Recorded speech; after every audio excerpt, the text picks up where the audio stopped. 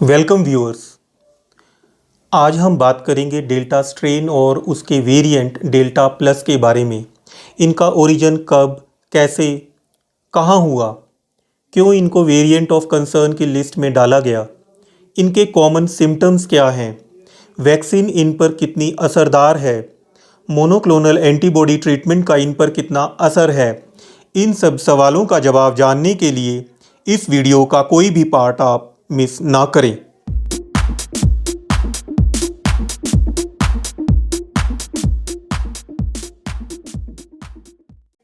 तो चलते हैं 5 अक्टूबर 2020 महाराष्ट्र में, जब B1617, जिसे हम डबल म्यूटेंट इंडियन स्ट्रेन के नाम से भी जानते हैं, फर्स्ट टाइम रिपोर्ट हुआ।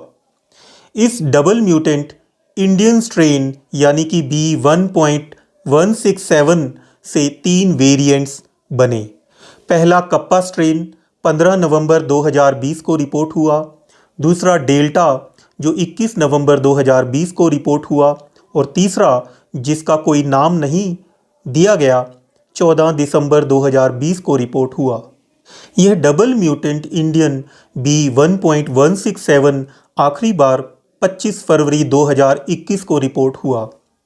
डेल्टा वेरिएंट से डेल्टा प्लस वेरिएंट बना, जो सबसे पहले यूरोप में मार्च में रिपोर्ट हुआ था, पर पब्लिक डोमेन में यानी कि लोगों की नज़रों में 13 जून को यह आया, जब भारत में पहला डेल्टा प्लस का केस एक 65 साल की फीमेल के रूप में नागपुर से रिपोर्ट हुआ, जो फुली वैक्सीनेटेड केस था और होम आइसोलेशन में रहकर पूरी तरह से ठीक हो गया।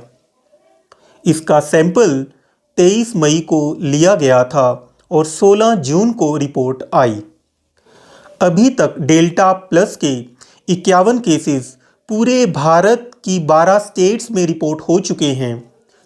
सबसे ज़्यादा 22 केस महाराष्ट्र से, तमिलनाडु से 9, मध्य प्रदेश से 7, केरला से 3, गुजरात और पंजाब से 2-2 केस रिपोर्ट हुए हैं। एक केस आंध्र प्रदेश, उड़ीसा, राजस्थान, J&K, हरियाणा, कर्नाटका से भी रिपोर्ट हुए हैं। 3 डेथ्स अभी तक रिपोर्ट हुई हैं डेल्टा प्लस से। एक डेथ महाराष्ट्र से रिपोर्ट हुई है। यह 80 साल की बुजुर्ग महिला थी। इसके वैक्सीनेशन स्टेटस के बारे में अभी पता नहीं है। बाकी 2 केस मध्य प्रदेश से रिपोर्ट हुए हैं, जो कि वैक्सीनेटेड नहीं थे। डेल्टा वेरिएंट में एक और म्यूटेशन हुई, K417N म्यूटेशन हुई, और AY.1 यानी कि डेल्टा प्लस का ओरिजिन हुआ। यह mutation Brazilian and south African strain में भी पाई जाती है, और यह संबंधित है इंक्रीज्ड इम्यूनो एस्केप के साथ, मतलब जो हमारी इम्यूनिटी है उससे बचकर निकलने की पावर से संबंधित है। तो दोनों में फ़र्क थ्योरेटिकली कुछ भी नहीं है, एक्सेप्ट एक एक्स्ट्रा म्यूटेशन जो इसकी इम्यूनिटी से बचने की पावर को बढ़ाती है। आखिर ऐसी कौन सी खासियत थी डेल्टा और डेल्टा प्लस स्ट्रेन में, जिनकी वजह से ये fastest and the fittest strain बन गया और भारत समेत सारे विश्व में फैल गया, जिसके कारण WHO को इनको वेरिएंट ऑफ कंसर्न लिस्ट में डालना पड़ा। तो सबसे पहली क्वालिटी थी इंक्रीज्ड ट्रांसमिसिबिलिटी, मतलब इन्फेक्शन करने की, इन्फेक्शन फैलाने की ज़्यादा क्षमता। B1.1.7, जिसे हम UK या अल्फा स्ट्रेन के नाम से भी जानते हैं, वाइल्ड स्ट्रेन से 70% ज़्यादा ट्रांसमिसिबल था, जबकि डेल्टा स्ट्रेन UK स्ट्रेन से 50% ज़्यादा, मतलब वाइल्ड स्ट्रेन से टोटल 120% ज़्यादा ट्रांसमिसिबल था। इसका जीता जाता उदाहरण था सेकेंड वेव, जो इंडिया में अप्रैल के आखिरी हफ्ते और मई के पहले 2 हफ्तों में पीक पर आई। इतनी तेज़ी से इतने ज़्यादा केसेस आए कि हॉस्पिटल्स में जगह कम पड़ने लगी। जहां फर्स्ट वेव में एक फैमिली में यदि किसी को कोरोना हुआ तो सभी को नहीं हुआ, लेकिन सेकेंड वेव में पूरी की पूरी फैमिली कोविड पॉजिटिव पाई गई। और यही कारण है कि गवर्नमेंट को घर पर भी मास्क लगाने की हिदायत देनी पड़ी, गवर्नमेंट को डबल मास्क लगाने की हिदायत देनी पड़ी। इंग्लैंड ने जहां 21 जून को अपना लॉकडाउन पूरी तरह से ख़त्म करना था, उसे 19 जुलाई तक डिले कर दिया, ये सोच के कि ज़्यादा से ज़्यादा लोगों को वैक्सीनेट किया जा सके। Higher transmissibility also means that threshold for herd immunity will go up। मतलब यदि ज़्यादा ट्रांसमिसिबिलिटी होगी तो जो हर्ड इम्यूनिटी के लिए जैसे बोला जाता था कि 70% पॉपुलेशन को हमें वैक्सीनेट करना है, तो वो थ्रेशोल्ड ऊपर हो जाएगा हायर ट्रांसमिसिबिलिटी की वजह से। कितना? लगभग एक्सपर्ट्स बोल रहे हैं 80% पॉपुलेशन को हमें वैक्सीनेट करना पड़ेगा। तो अब आपको आंसर मिल गया होगा कि लोग अभी हर्ड इम्यूनिटी की बात क्यों नहीं कर रहे हैं, क्यों वो ये नहीं बोल रहे हैं कि हर्ड इम्यूनिटी आ गई है। दूसरा कारण जिसकी वजह से वेरिएंट ऑफ कंसर्न लिस्ट में डेल्टा और डेल्टा प्लस को डाला गया, वह है decreased neutralization by antibodies produced by vaccines and natural infection. मतलब जो एंटीबॉडीज हमारी बॉडी में बनी वे पूरी तरह से वायरस को ख़त्म करने में नाकाम रही। मतलब जो एंटीबॉडीज बॉडी में बनी वे पूरी तरह से वायरस ख़त्म करने से पहले बॉडी में ख़त्म हो गई, जिससे बचे हुए वायरस ने इन्फेक्शन करके डिजीज़ की और उसकी सीवियरिटी को भी बढ़ाया। तो अब आपको समझ में आ गया होगा कि वैक्सीन असरदार तो है, पर न्यूट्रलाइजिंग लेवल ऑफ एंटीबॉडीज़ होनी चाहिए बॉडी में, उतनी एंटीबॉडीज़ बननी चाहिए न्यूट्रलाइजेशन लेवल तक। यदि न्यूट्रलाइजिंग लेवल है तो वैक्सीनेटेड लोगों में इन्फेक्शन नहीं होगा।